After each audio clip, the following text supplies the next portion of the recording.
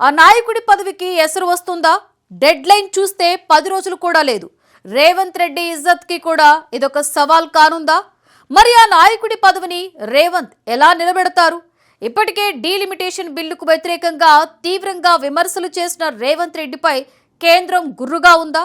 ఈ నేపథ్యంలోనే రేవంత్ అభ్యర్థన తిరస్కరణకు గురవ్వనుందా?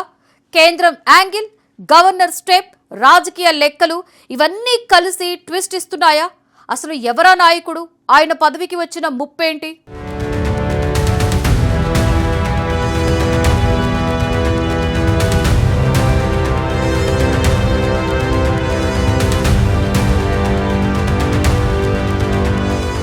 తెలంగాణ కేబినెట్ లో మైనారిటీ సంక్షేమ శాఖ మంత్రిగా ఉన్న మహమ్మద్ అజారుద్దీన్ కు ఇప్పుడు సమయం చాలా తక్కువగా ఉంది. రాజ్యాంగ నిబంధనల ప్రకారం మంత్రిగా ప్రమాణ స్వీకారం చేసిన 6 నెలల్లోపు శాసనసభ లేదా శాసనమండలిలో సభ్యత్వం పొందాల్సి ఉంటుంది. అజహర్ విషయంలో ఆ గడువు ఏప్రిల్ 30, 2026తో ముగియనుంది. అంటే 10 రోజులు కూడా గడువు లేదు. ఎమ్మెల్సీగా ఖరారు కాకపోతే మంత్రి పదవికి రాజీనామా చేయాల్సిన పరిస్థితి ఏర్పడుతోంది. ఇది కేవలం అజహర్ వ్యక్తిగత సమస్య మాత్రమే కాదు, రేవంత్ రెడ్డి ప్రతిష్టకు కూడా ఒక సవాలుగా మారింది.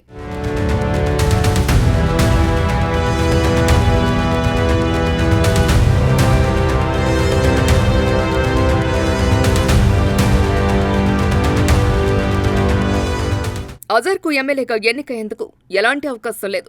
ఉన్నదల్లా ఎమ్మెల్సీ ఛాన్సే, అది కూడా గవర్నర్ కోటాలోనే. గతంలోనే కేబినెట్ తీర్మానం ద్వారా గవర్నర్ కోటాలో ప్రొఫెసర్ కోదండరాం, అజారుద్దీన్ పేర్లను ప్రభుత్వం సిఫారసు చేసింది. అయితే అప్పటి గవర్నర్ జిష్ణుదేవ్ వర్మ బదిలీ కావటం, కొత్త గవర్నర్గా శివప్రతాప్ శుక్లా బాధ్యతలు చేపట్టడంతో ఆ ఫైల్ పెండింగ్లోనే ఉండిపోయింది. పాత సిఫారసులపై సాంకేతిక కారణాలతో నిర్ణయం ఆలస్యం అవుతూ ఉండటంతో ముఖ్యమంత్రి రేవంత్ రెడ్డి సరికొత్త వ్యూహాన్ని అమలు చేయాలని నిర్ణయించుకున్నారు. తాజా సమాచారం ప్రకారం వచ్చే 2-3 రోజుల్లోనే అత్యవసరంగా మంత్రివర్గ సమావేశాన్ని నిర్వహించి కొత్తగా అజహర్, కోదండరాం పేర్లను గవర్నర్ కోటా కింద మరోసారి సిఫారసు చేయాలని ప్రభుత్వం భావిస్తోంది. పాత సిఫారసులపై గవర్నర్ నిర్ణయం తీసుకోవడంలో జాప్యం జరుగుతూ ఉండటంతో ఫ్రెష్ రికమెండేషన్ పంపడం ద్వారా గవర్నర్కు రాజ్యాంగపరంగా ఆమోదముద్ర వేసే వెసులుబాటు కల్పించాలని సీఎం భావిస్తున్నారు. ఏప్రిల్ నెలాఖరులోపు ఈ ప్రక్రియ పూర్తి కాకపోతే అజహర్ తన పదవికి రాజీనామా చేయాల్సి ఉంటుంది.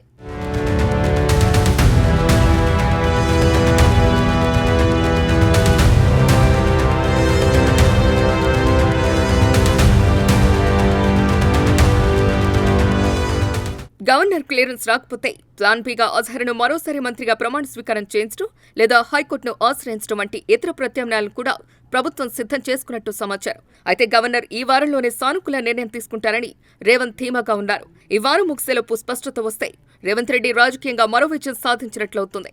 ఒకవేళ జాప్యం జరిగితే ఏప్రిల్ 30 లోపు అజహర్ రాజీనామా చేయాల్సి రావటం ప్రతిపక్షాలకు ఒక బలమైన అస్త్రంగా మారుతోంది. అజహర్ మంత్రి పదవిని కాపాడటం ద్వారా తన పట్టును నిరూపించుకోవాలని చూస్తున్న రేవంత్ రెడ్డి గవర్నర్ కోటా ఫైల్పై సంతకం చేయించడంలో ఎంతవరకు సఫలమవుతారో చూడాలి.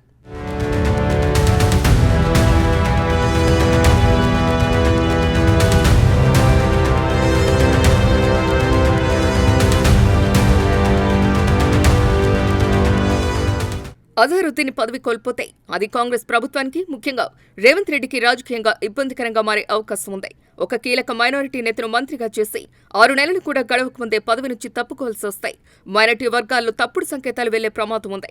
ఇప్పటికే ముఖ్యమంత్రి రేవంత్ రెడ్డి మంత్రి శ్రీధర్బాబుతో కలిసి గవర్నర్ను కలిసి పరిస్థితిని వివరించారు. కోదండరాం తెలంగాణ ఉద్యమ చరిత్రను, అజహరుద్దీన్ విషయంలో ఉన్న రాజ్యాంగ అవసరాన్ని గవర్నర్కు విన్నవించారు. 10 రోజులలోపు గవర్నర్ ఆ ఫైలుపై సంతకం చేస్తేనే అజహర్ గండం గట్టెక్కుతారు. ఒకవేళ జాప్యం జరిగితే మాత్రం తెలంగాణ మంత్రివర్గంలో మార్పులు తప్పవు.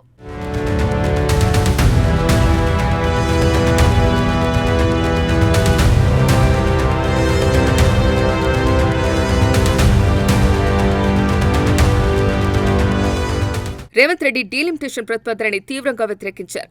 మహిళా రిజర్వేషన్ బిల్లు విషయంలో మోదీ ప్రభుత్వం ద్వంద్వ వైఖరిని ఎండగట్టారు కూడా. అవి ఆయన సొంత అభిప్రాయాలే అయినప్పటికీ ఆయన కాంగ్రెస్ పార్టీకి చెందినవారు కనుక తమ పార్టీ వైఖరికి అనుకూలంగా అలా మాట్లాడారని సరిపెట్టుకోవచ్చు. కానీ ఇప్పుడు ఆ వాదనలు అజహరుద్దీన్ మంత్రి పదవికి ఎసరు పెట్టేలా ఉన్నాయి. డీలిమిటేషన్, మహిళా రిజర్వేషన్ బిల్లు విషయంలో సీఎం రేవంత్ రెడ్డి చేసిన తీవ్ర విమర్శలను కేంద్రం సీరియస్ గా తీసుకుంటే అజహరుద్దీన్ ఎమ్మెల్సీగా నామినేట్ చేసేందుకు గ్రీన్ సిగ్నల్ ఇవ్వకపోవచ్చు. అప్పుడు గవర్నర్ ఈ ఫైల్ ని పక్కన పడేస్తారు. అప్పుడు అజహరుద్దీన్ మంత్రి పదవి ఊడుతోంది. ఇప్పుడు రాజకీయాలు జరుగుతున్న చర్చ ఇదే. చూడాలి మరి ఏం జరుగుతుందో అన్నది.